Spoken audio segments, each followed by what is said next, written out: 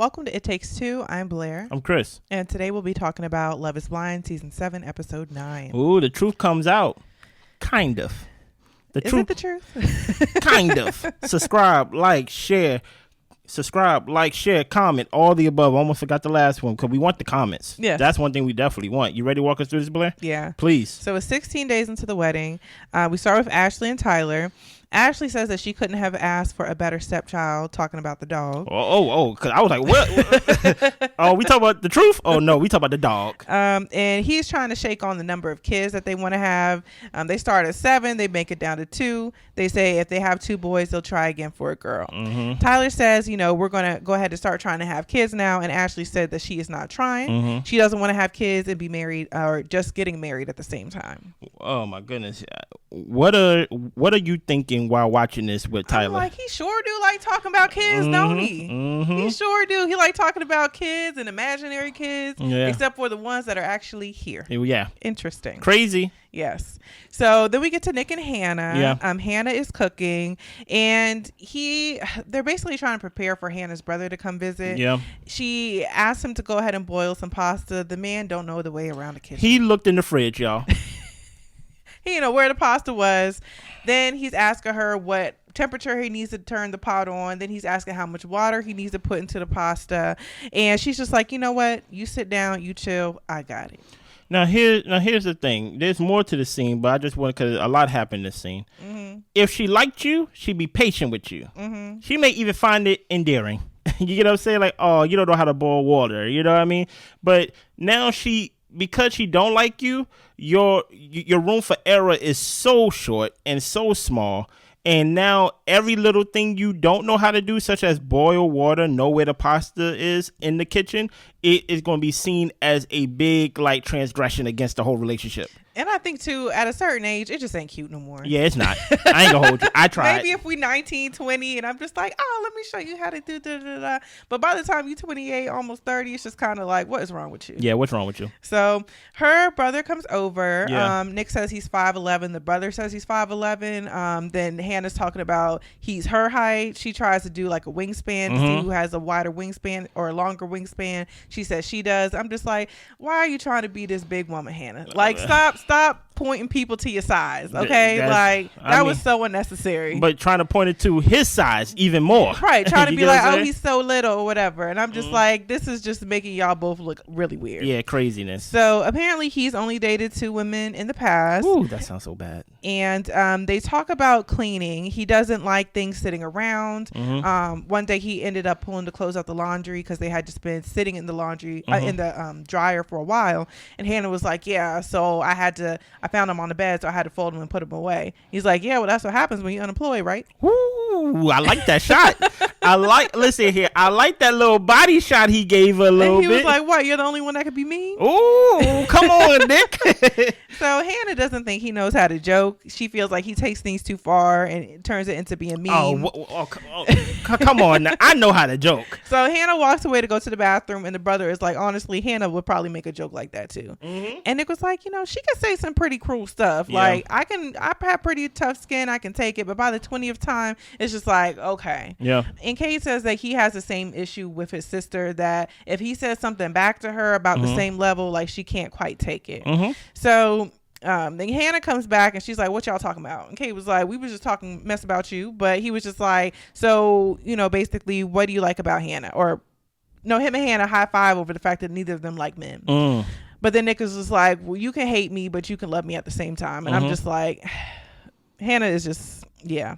But Nick says Hannah hasn't complimented him yet. Not one time. And she basically tells him, a couple of things that she likes about him. Hannah asks what he likes about her, and he likes how confident she is and how she doesn't have to change herself to be with him. I wouldn't have answered. Hey, listen, this is not give me compliment, I give you compliment. I said I haven't got a compliment once since I've been in this. I even changed my shirt, and you said dress shirt for a dress shirt. That was a layup compliment right there. That was just something for you just to say, oh, you look nice. You get what I'm saying? There's so many people who's wrong in this scene. Let's start with Nick. Nick, Hannah's brother. Do you remember his name? Cade. Cade is not your friend. Yeah. Don't confide in him. You get what I'm saying? Confide in your real friends. and things of that nature, because at the end of the day, his loyalty or however he want to be addressed is to Hannah. Yeah. You get what I'm saying? So don't be surprised that at the end of the day that Kate is going to go back to Hannah and say, Nick told me this. Let's start with that. Number 2, you don't know where Spaghetti is. And the fact that you even say, oh, this is my favorite, you sound like a kid because you didn't even know what to do with your favorite. You get what I'm saying? You're making Hannah seem like she's not so crazy, even though Hannah may not be crazy. She's mean as hell. Yeah. And Hannah, if you're going to be with this guy, if you're really going to trust this process, if you're really going to go through this process, I suggest that you change your approach, because telling him what he don't know or pointing out or being mean to him is not going to get you what you want. At the end of the day, you will have less of a man. Like he will be comfortable going back to his mama's house. Right. But at the end of the day, you will keep folding the clothes. You will keep vacuuming. You will keep cleaning. You will keep doing everything that you want a partner to do every time you meet and address it in the way you do. Yeah. I thought that the unemployment joke was funny. I thought it was hilarious. And I thought that she deserved it a little bit because she's a little bit of a hellion.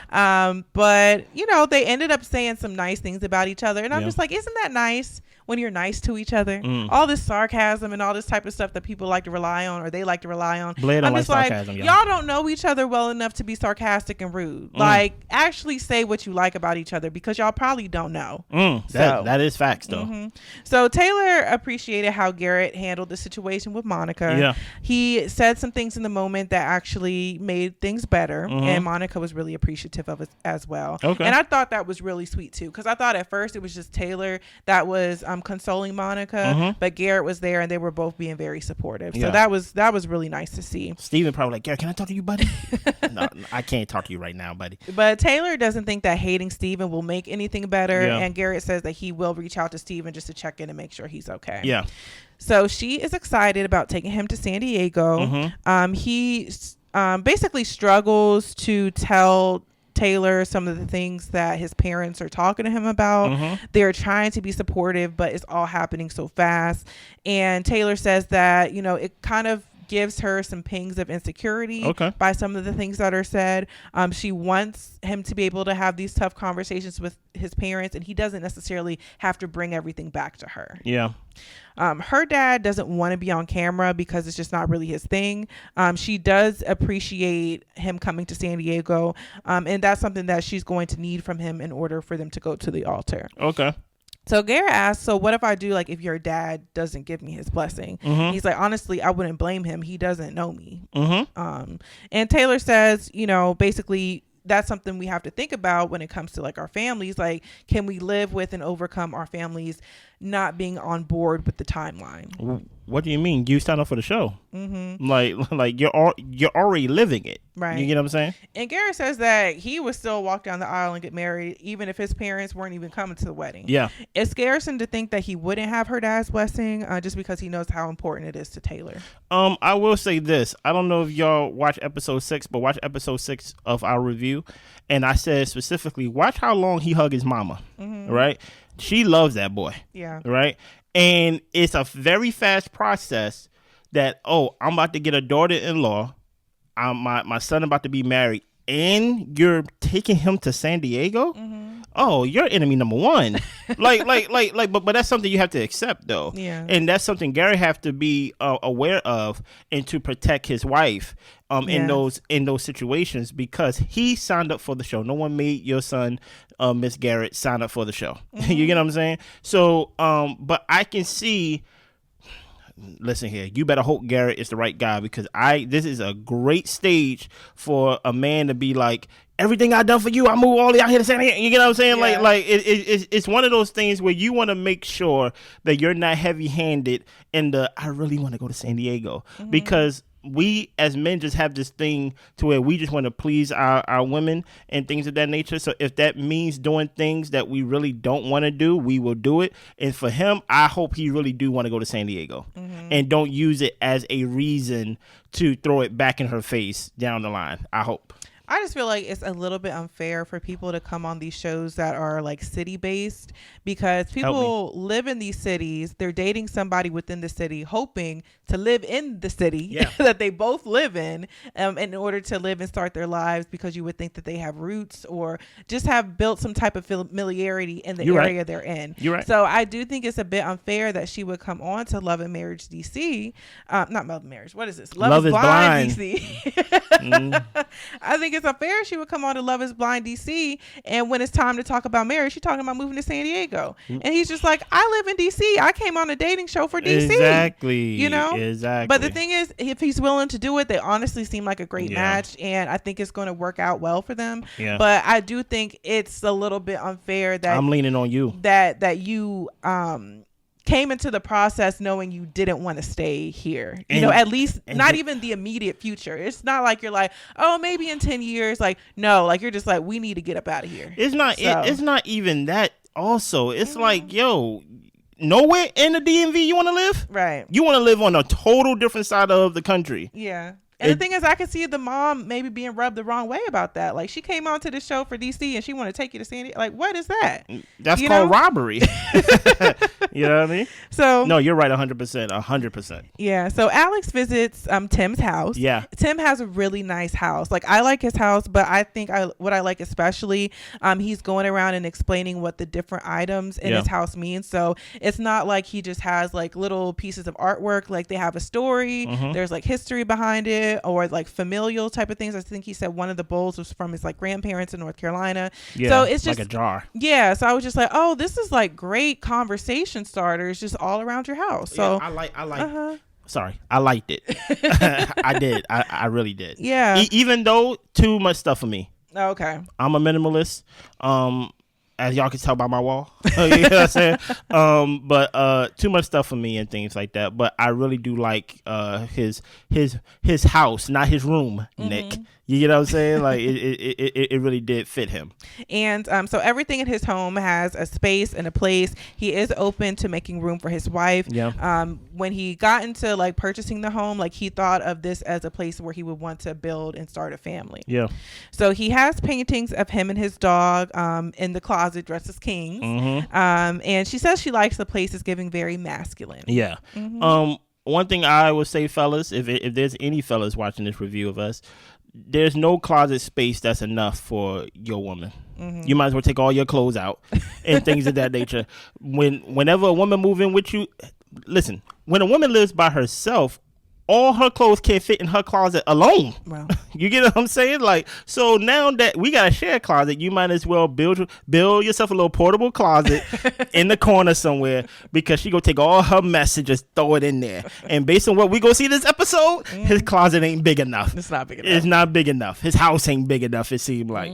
Let's keep going. So Ramsay's is meeting Marissa's family. This is probably my favorite scene of the whole episode. And the siblings are asking Ramsay's, does he have any siblings? Yeah. And he says he has a brother, but it's from a different dad. And they're like, welcome to the club. We all got different daddies. With all our daddies, you can start a volleyball team. And they're like, we ain't talking bad about you, Ma. Okay. Kind of, but kind of not. Marissa's mom says that this process is weird, but not only the process, y'all being together is weird because y'all look like siblings. Wow. Mom isn't really feeling his fashion. It's giving very 80s, El DeBar. She's just like, that's whack. I guess the 80s wasn't her year. Ramsay's likes that. So they're asking about what he likes about Marissa, and he likes that she's fun, she's playful. Their communication style and how they handle conflict is pretty good. She had a moment where she needed to just take a moment, and he respected it until they could reconvene for the conversation. Yeah, I feel you. So the mom ended up putting together a photo album, and she shows them the photos. Basically, Marissa and the siblings, they all grew up really poor. The mom had to create some ornaments for the Christmas tree, and then the sister's talking about she had to wear socks as mittens because they couldn't afford mittens. Okay. That's poor. Mom talks about how she was married, then she was divorced. And Marissa goes to, just step away from the table. And the mom is saying, look, like, she's told me that when she has a baby, she wants to stay at home with the baby. Yeah. And she asked him how he's going to progress in his career. And Ramsay talks about how he's thought about going back to school. And she said, okay, so what degree do you currently have, or what have you already studied? And we learned that he dropped out of college when his dad passed away. He lost sight of what direction he was heading in. but he has always been able to work and supply and care for himself. And the mom is like, you live by yourself in DC. I don't think you're a bum. She probably wouldn't go for a bum. But she doesn't want him to rely on her law degree, which she's still studying for. Yeah. She says, you don't want me to come up there having to take care of y'all kids because you don't know what to do when she has to go to work. Wow. And Marissa says that her mom, she hadn't walked away at this point. Sorry. Okay. Marissa says that her mom doesn't want to live with her. And the mom was like, yeah, she's a B. Like, she calls her a B. And she says she's bossy. Yeah, she said, yeah, you are a female dog. And Marissa pauses a bit, but then she was like, oh, I am bossy. He's seen the bossy side of me. Ramsay shares that he was previously married at 25. He was married when he was young. And she was like, mom's like, that ain't that young. 25 ain't that young. But they were incompatible when it came to religion.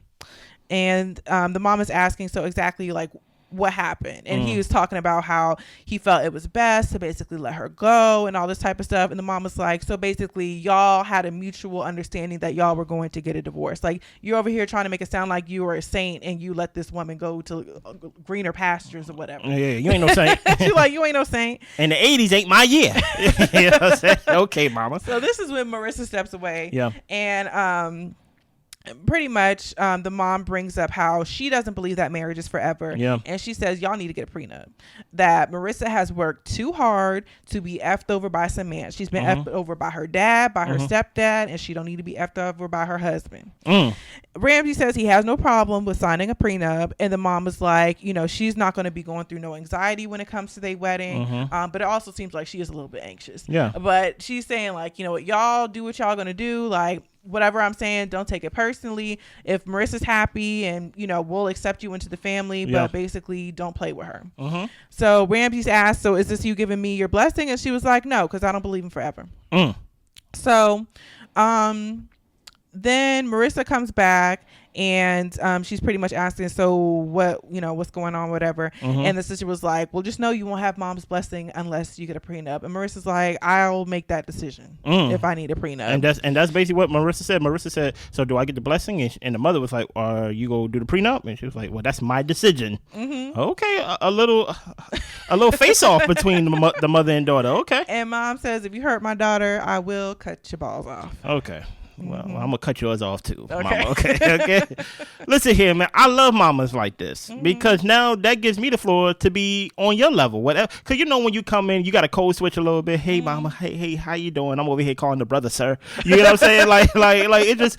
But once the gloves are off, now I can be my real self. Now I can be as ignorant as you. You get what I'm saying? No. Her father and her stepfather did not betray her. They betrayed you, and by default, it made them betray her by your choices. You get what I'm saying? Like, but my whole point is, I kind of like how she came at Ramses because Blair put a bug in my ear last episode. That she feels like he placates is the word you say, or like that, like he panders in like to a her, way, just a little bit. Yeah, like so it's kind of like I like a straight shooter like that. I don't even know if he really agrees with the prenup. Like it's kind of like he said, yeah, I do it, but like I don't even know if that was a thought. You get what I'm saying? What is your thoughts on how the mother came at Ramses and things of that nature? Honestly, I appreciated it. Really? I was like, these parents is too soft. Oh, yeah. But I will say, help me. I do respect when the parents are like, look, y'all grown, y'all made y'all decision. He seemed nice enough. Yeah. What do you want me to say about it? You know? But I do also appreciate the fact that she's like, look, I don't know you. This is crazy. Yeah, the whole process. Yeah, you're right. Yeah, it's just like, and I'm not going to sit up here and give you a fake blessing because number one, none of my marriages worked out, so why should I believe her should? You know, and I do feel like her mom's a little bit on 1,000. You know what I'm saying? 2,000 even. And I do feel like I'm not cool with her calling her daughter out her name and stuff like that. Of course not. Like she's a tough one. You know what I'm saying? But at the same time, I appreciate her bluntness of just being like, I don't know you. And based off my experiences, marriage isn't forever. So y'all gonna do what y'all want to do, but this is my child, and I'm going to always be here for her. Oh, you know? No, man, but right. but I do honestly feel like she's kind of a mom who's gonna overstep her boundaries in some ways. But I feel like Marissa is the daughter who will check her mom, and I think that as long as Marissa does that, they'll be okay. You know. I don't know. Here's my thing. I'm about to say something that is, Blair, we about to lose all our subscribers. Okay. Every single one of them we about to lose, and I may even lose my co-host. All right. Y'all daughters, unfortunately, y'all are like y'all mothers. I know that hurts. I know that stings. You know, at least with the fathers, or at least the sons, rather. Whenever we hear, "Oh, you're just like your father," unless he's a deadbeat, we're like, "Yeah, that's what I strive to be." But you say that to a daughter, I'm nothing like my mother. And I say, Ramses, look at your future in the present. Okay. Because at the same time, she is bossy, and Marissa said she is bossy. So my thing is, she may not be on 2,000 like her mother, but she may be on 1,200. You get what I'm saying? And I'm just like, it's in her. It's not on her. I will also say this. I really wonder what is the relationship with Marissa and her mom, and is she attributing some of that masculinity from her mom to men in general outside of the military? Because her mother is a straightforward, and she did come with a lot of masculine. And she's kind of domineering. And yes, so it's like there is something can attribute to, I don't like that personality. Yeah. Right, and I mostly see it in men. And then it also makes me think about how Marissa, her personality is so bubbly and light and all this type of stuff. And I'm like, is it that opposite because your mom is like this? Yes. So because I see it most in men, I don't like the domineering thing, but really the root of it is my mama.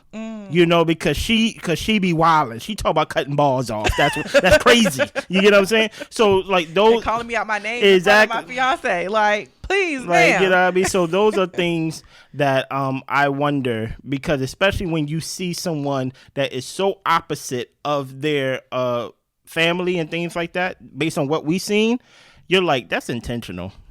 And something is pushing that and motivating that. Like, I'm gonna be positive and bubbly when my mother is basically like, you know, the opposite. But I also feel like the sister was trying her best to make him feel comfortable, because I feel like the sister was, somebody have to. Yeah, the sister was like, look, like, I think you'd be a good brother-in-law. Like, basically just saying we ain't all like her. Yeah. So we're 14 days until the wedding. Nick meets Hannah's parents and her little brother. They're talking about how the little brother wants to get into football, and Nick asks if he wants to be a kicker, and the brother has a face like, hell no. Like, ew. I want to play football. A kicker? Exactly. I want to play. What are you talking about? If I want to kick a ball, I play soccer. Like, you're like, oh, okay. And they joke about like, no, definitely, I'm in the presence of a quarterback. I see what's going on. So Hannah says that he's growing on her, and the mom is just like, well, your dad grew on me. Nick says that he does want someone who's direct and strong, but sometimes Hannah can be a little too much.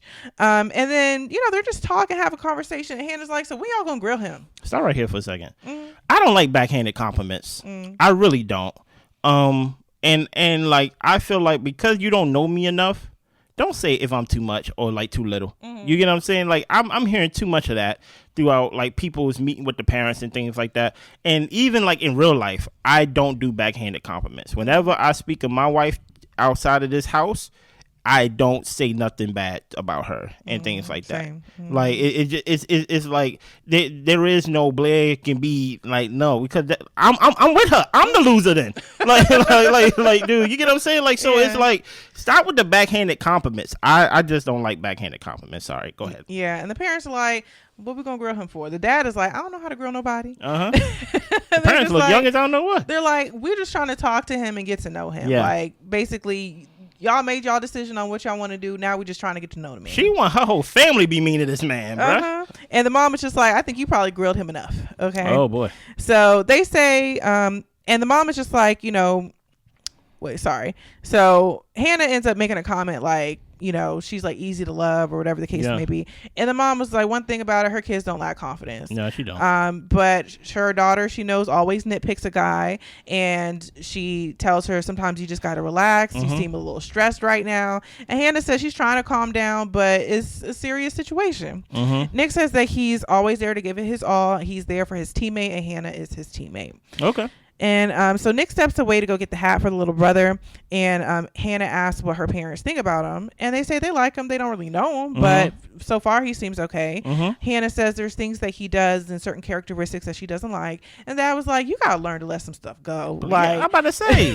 He's like, if he's going to treat you good and y'all can joke and y'all can have a good time and that can be your friend, then be cool with that. But you do a little too much when it comes to the nitpicking. Yeah, but they can't do that, Dad. They can't do what you just said. And the mom says, and it just seems like you're just mad. And Hannah's just like, okay. No, it just is what it is. It's like, let me tell you a secret, right? I never met the perfect couple. We're the closest. I never met a perfect couple. I never met a perfect marriage. I never met a perfect anybody. Right, person, period. So to say out front that there's some things that I don't like about his character, it's like, why do you highlight that? Yeah. That is like, of course, because there's no one's perfect. So you're choosing to highlight that we already know that no one's perfect, things you don't like. Why don't you use that energy to highlight things that you like? Exactly. Like that's really the trick of it all. That's really But that's why that pessimism and sarcasm and stuff, it's just like Blair been on a sarcasm rant for 3 episodes, because boy. that makes you highlight the negatives. You know what I'm saying? Not sarcasm so much, but pessimistic, yes. Okay. Sarcasm is. You're definitely a sarcasm professor. Oh yeah, that's. And I'm just like, oh yeah. Talk about characteristics. That ain't one of them. That's for me. But anyway, go ahead. So we move on. Tim gets to Alex's apartment. Oh my gosh. Why this man asked if he needed to take his shoes off, and she was like, yeah. I was like, Tim, you could have kept your shoes off. Man, what? The minute I would have like, why you gotta take your shoes off? The minute I would have walked in and saw that apartment, I would have been rushing to my shoes. Okay, there's no way. She said, "Take." You said, "Oh yeah," I saw a bike in there. I'm like, "What? Oh my goodness." Go ahead, Blair. But yeah, Alex has stuff everywhere. Yeah. She said she was packing, getting ready to leave. She had some like stuff she couldn't put back. And she says she really does need to get rid of a lot of stuff. She has some trash bags full of clothes, stuff that she needs to donate, sell, and keep. She's like, I just got to go through the bags to figure out what I want to do. And I'm like, girl, them bags probably been there the whole time you've been living there. You probably brought them from the last apartment. The whole time and didn't and just ran out of room. Exactly. She has a sticker of herself on the fridge. And then they end up sitting down and she's like, it feels weird. She's basically never shown anybody her mess like this. But in a way, it's peace to her. She feels like she could fall asleep. This is home. She had the nerve to light that candle behind them. Yeah. Listen here, man. There's a lot of things I don't get the ick on, but there's also a good number of things I do get the ick on, right? Many times than not, the reason why I need someone to be clean because I'm not trying to relapse. You get what I'm saying? I'm trying to stay on a good, narrow path of being clean and being tidy. Alex's room, house, apartment, whatever that thing was, a misrepresentation of what she said. She said, oh no, there's no trash. It's just, just a mess in the corner. Just a little, just clothes, I saw a plate that wasn't in the kitchen. Yeah. You get what I'm saying?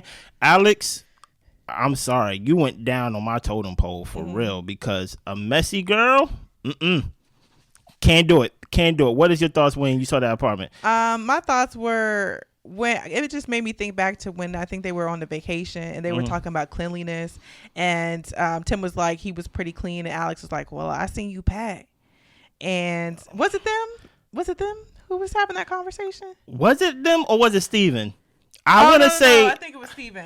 Hold on. I can't remember. But listen though, she did have something slight to say, but I don't know if it was that though. Right. They talked about cleanliness. Yes. But I'm just like, she don't need to be talking about cleanliness at all. She really don't. Truth be told, what she should have did was after she saw Tim's apartment. I don't know which one came first, right? Because we're editing. She should have went home and cleaned her apartment. Yeah. Because if a man tell you, a man can't even have a clean space because they be like, a woman did this, or basically we go question your sexuality because it's too clean. The minute she saw Tim's spot and she was like, oh, he's serious about this little cleaning thing. Oh, he got clothes on the hanger? Okay, I need to go home.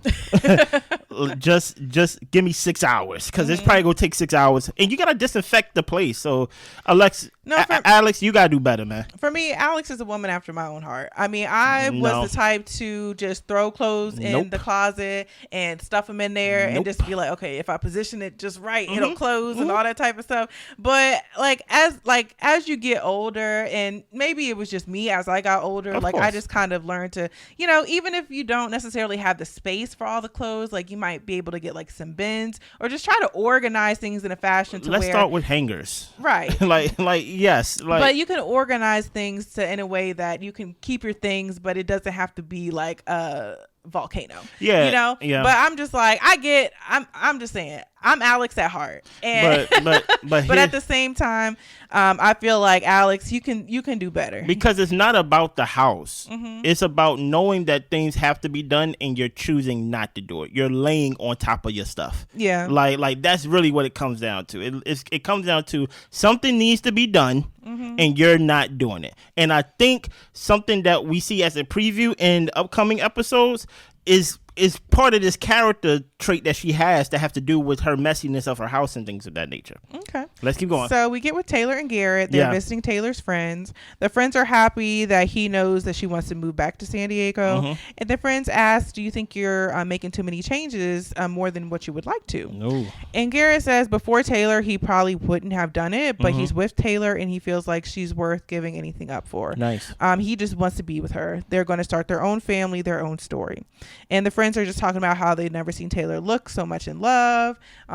So it was a good visit. My only thing with that is that I think Garrett means what he says. I think that he's probably lived, because I think he was single for about 7 years or so. So he's had his time of living by himself, doing whatever he wanted to do. And if he's really ready to start a life and a family with somebody, I think he's ready to give up that single lifestyle. So this is the first time. And when I say first time, I think it is first time. I don't remember another time that Taylor's eyes actually looked that soft. Like, she looked really in love with him. But it's a big sacrifice, especially since Blair put that bug in my ear talking about if you go sign up for a show in the city that it's in, like, don't go move to San Diego and things like that. Like it's a big move. Yeah. Because what happens is you make plans to go back and forth from home. And then you get used to your routine, you get used to your job, you get used to PTO, you get used to time off and things like that. Then you have children, and then you got to keep them on a schedule. And now your parents got to fly to see you. You get what I'm saying? To me, it's not worth it for somebody that I just met. I'm sorry. So next we see Ramsay and Marissa. He thinks that things went pretty well with her mom. Okay. Marissa said her mom need therapy. I was just like, yeah, girl. He is okay with the prenup thing. Marissa says that she really doesn't have much money yet, so that's not even something she's really thinking about at the point. Marissa says that her mom has been supportive of the wedding. She is going to come, and her siblings do seem pleased. And Ramsay says, her meeting his mom is definitely not going to be like this. He has no doubts about Marissa moving forward. Okay. She asked him about his timeline on kids. He says probably about 4 years. Marissa says that next year she will be 32. She doesn't want to try to start having kids by the time she's 37. She says that she needs to talk to her doctor about birth control, but she kind of doesn't want to go back on it. They have been risky when it comes to the possibility of a pregnancy.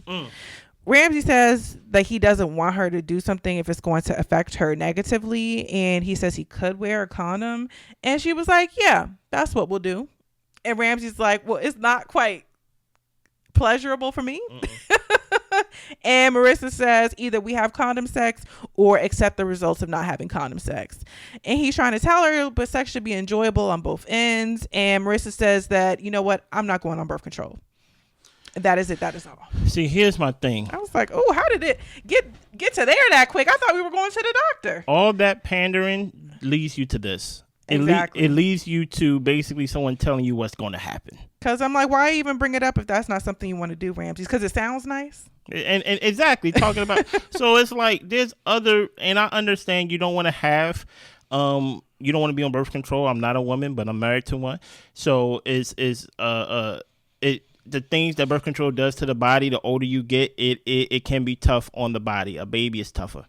Okay. And I'm saying, if you really don't want to have a baby, unless you're going to be abstinent in the marriage and things like that, I don't think it's just as simple, in my opinion, that he just wear a condom. I think there has to be a compromise to something. It just can't be something as simple as you be the house husband, you sign a prenup, you wear the condom, and things. It's just like, it's like, okay, what can I decide? You get what I'm saying? Like it just comes off as he's making a lot of concessions for her.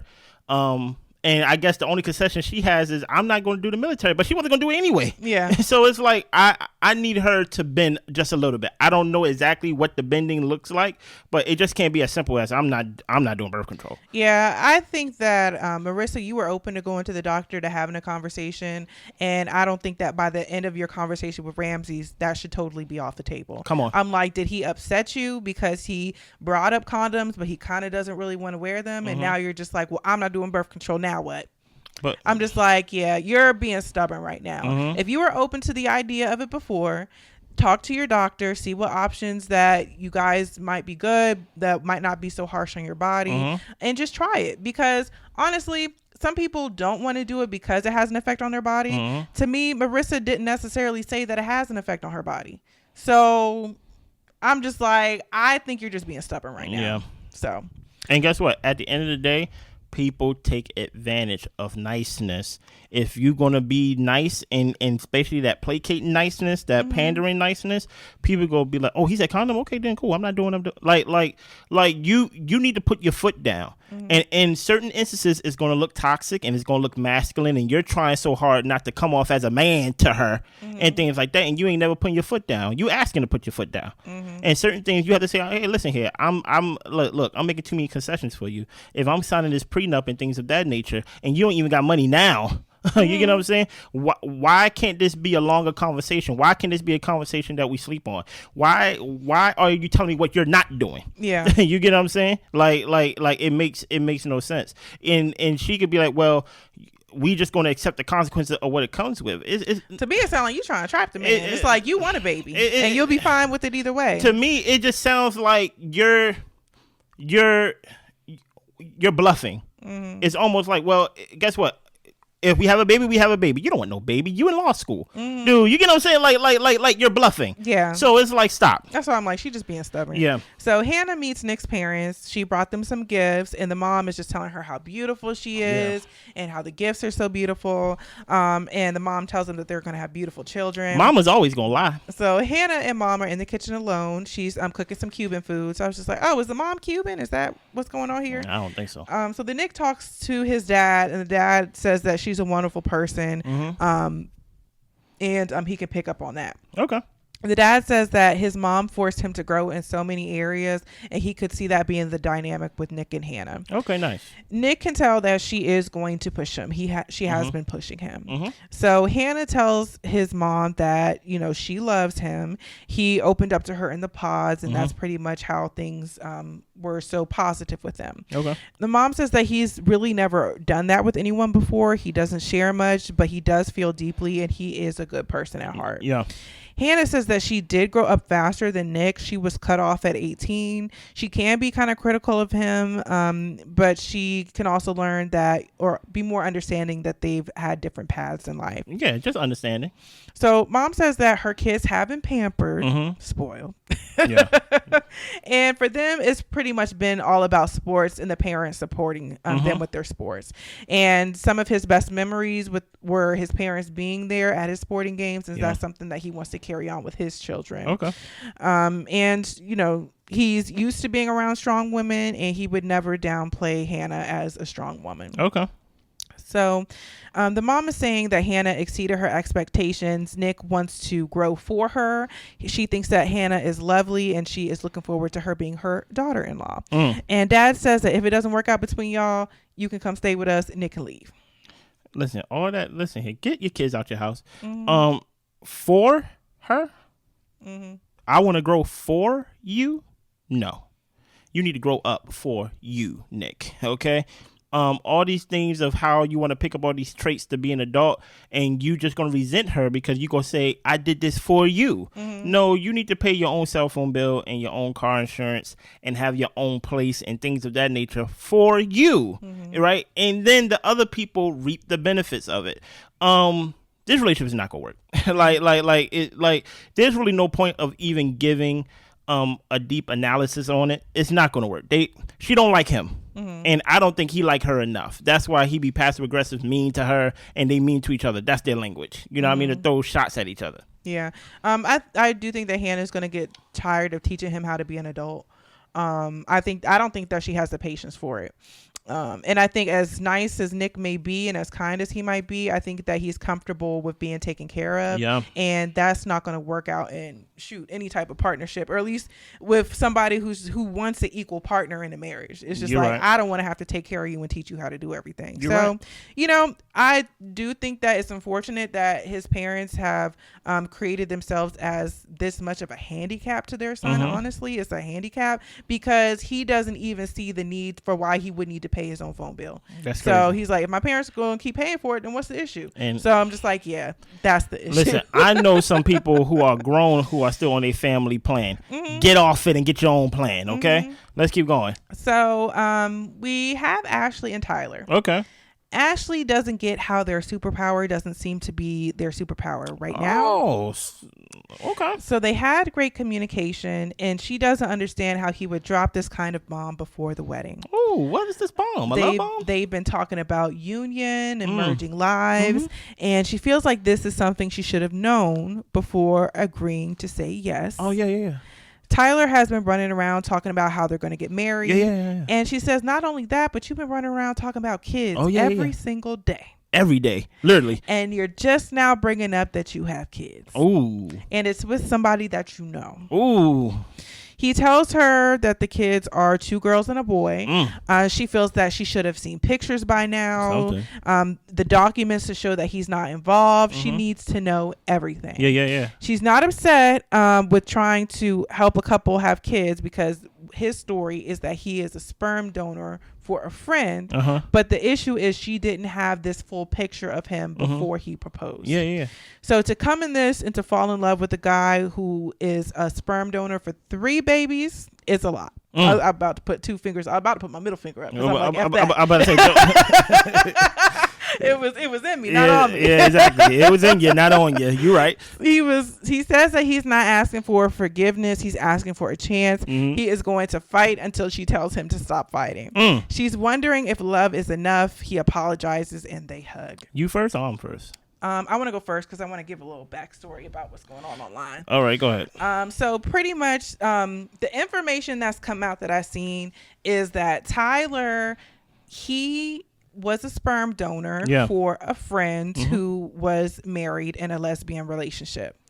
But there's some questionable things about his relationship with his lesbian friend because, number one, he had the baby with her.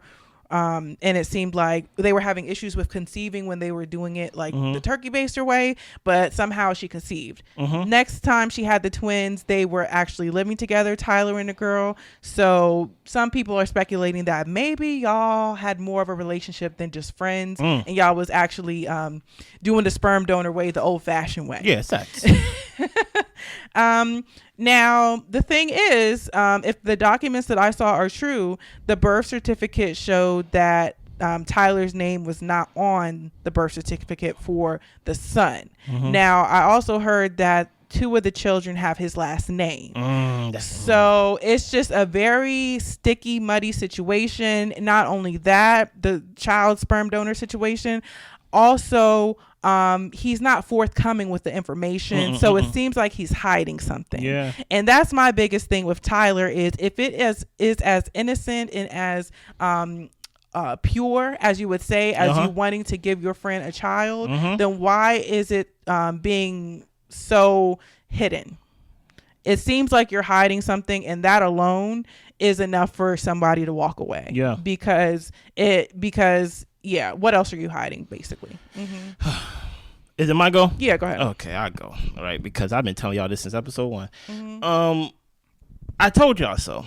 right? I told y'all so that this guy over here love bombing this girl and things like that. Whenever a guy is too into the girl and the girl is not reciprocating that, I felt like she knew something, but she just couldn't put a finger on it, right? Because I was like, she don't like him. There's no way she could like him because he just love bombing her and love bombing her and love bombing her. He was just too much at times. I seen y'all, even the people in our field and things of that nature, other reviewers talking about, oh, I'm cheering for them. I got a question now. Where's the prayers at now, Tyler? Where's the, the I love you and I'm safe with you and all that stuff? When he was praying and all that stuff, writing his prayer down and saying grace and things like that, almost getting emotional and things of that nature, right, whenever he crying. But when it comes to him actually talking about his life, he's silent. Now he got the gray hoodie on over his head, and now he want to look all sad and things of that nature, and don't understand why I actually feel betrayed. Yeah, like stop playing games, bro. And at the end of the day, you went into her father's face and basically said, she's safe with me, I'm gonna take care of her. But you wasn't honest. If it was an honest situation, then guess what? There's nothing to hide about. Yeah. Are you really even a sperm donor? Like a certified one? Are you out here just knocking people up? I'm just hearing turkey base. I'm hearing turkey what? Turkey base. I'm hearing that, and I'm like, that don't sound like a certified sperm donor to me, and things of that nature. That sounds like just something that you're doing on the side. My whole point is this, Tyler. You was not honest. And you're not an honest guy. I think I've seen enough episodes. This is episode what? 9? Yeah. Right? I've seen enough to say you're not an honest guy. All those God talk, all those prayers, all those I love you, I'm safe with you, I never cry so much, I cry while I'm praying, I'm by myself on Christmas and things like that, and I just want to make our own ornaments for our kids and kids' names and Timmy, DeAndre, whatever you're talking about is all lies. And I can't wait to the reunion. I'm already at the reunion. You get what I'm saying? Because like this was a layup for me. I was like, oh no guy is this press over no girl that he haven't seen. That's just wild to me. Anything else you want to add? Yeah. Go ahead. Also, there's word out there that he owes $30,000 in child support. What? Also, that he owes an ex-girlfriend $8,000. 38. So I'm just like, he sounds like he's a menace out in these DC streets. Oh my goodness! But where's Tyler? And the thing is, I'm glad he's on TV so people can be aware to stay away. But some of them just ain't. But I am really upset that Ashley is having to experience this man because he seems awful. He seems awful. And I think that he is going to continue to play in her face and lie to her and manipulate or try to manipulate her into believing what he's saying. And I just don't trust anything that comes out of his mouth. If you're willing to wait for her to say yes to the proposal and then 2 weeks before the wedding talk about, oh, well, I have these kids and I'm a sperm donor and all this type of stuff. It's just like, you know what? If you really loved and cared about me, you wouldn't just drop a bomb on me like that. Like that is that's evil, honestly. That's manipulating the decision because that should have been said in the pod, and I probably would have chose somebody else. Exactly, and you knew that, and that's why you didn't say it. Exactly. Can I ask a question? Sure. My question is, does she forgive him and go back to him? Who knows? Oh, really? Who knows? I mean, because you never know. Because she might believe him and she might really want to get married and she might really love him. You know what I'm saying? And it might take some years for her to realize that he ain't nothing. So who knows? Girl, run. Okay? Trust me, there's not enough foundation for you to stay in this situation. Run. Yeah. Okay. Sign up for the next show that comes to DC or whatever and things of that nature. And maybe things work out better for you. Yeah. Don't tie yourself to this dumpster store. Yeah. Like, it's not worth it. Yeah. Anything else? That's all I got. Listen, I need y'all to subscribe, like, share, comment, all the above. We will see y'all next week with, I think they're going to release 2 episodes of Love is Blind and things of that nature. Also, we will be doing Married at First Sight. Make sure y'all lock in that. We're doing a lot of things. We're doing Potomac, 1,000-Pound Sisters, Sister Wives, Tia Show, Tia Mari, the next act. We're doing Life After Lockup. We are trying to fill our docket up so at least every day you get something from us. Also, send y'all scenarios. I don't know if y'all know we have a show called What Is the Scenario? I think that's the name of the show. That is the show. Right? Where right here you send a scenario and we talk about it. We give our opinion. Hopefully I remember to edit and put the thing right here, or I'm just gonna be looking like, why am I doing this? But we will be back and we see y'all soon. Y'all be good. Bye.